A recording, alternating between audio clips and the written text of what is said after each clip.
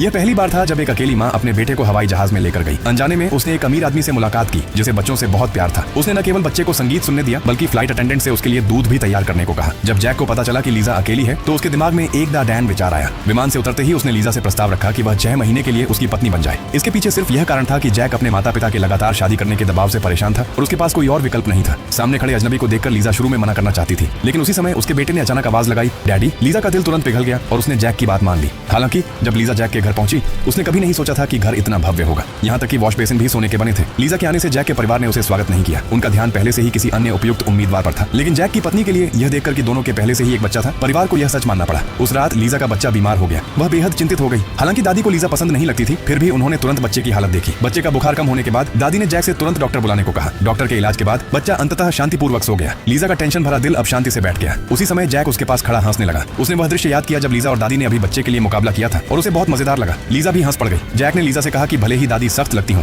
लेकिन वे वास्तव में बच्चों से बहुत प्यार करती हैं। कुछ दिनों के साथ परिवार का हर सदस्य लीजा के बच्चे के प्रति प्यार महसूस करने लगा। वे पूरे दिन बच्चे को गोद में रखते और उसे नीचे नहीं रख सकते थे। वे बच्चे का नाम रखने की चर्चा कर रहे थे। दूसरी ओर अभी अभी उठी हुई लीजा ने अचानक देखा कि बच्चा गायब है। उसने जैक को झटका देकर जगाया और नीचे बच्चे को ढूंढने गई। जब उसने देखा कि उसका बच्चा जैक की छोटी बहन के हाथों में है और खेल रहा है तो लीजा खुशी से बेटे का नाम पुकारी, सेलीन। लेकिन उसने कभी नहीं सोचा था कि जब पूरा परिवार बच्चे का नाम सुनेगा तो सभी तुरंत स्थिर हो गए।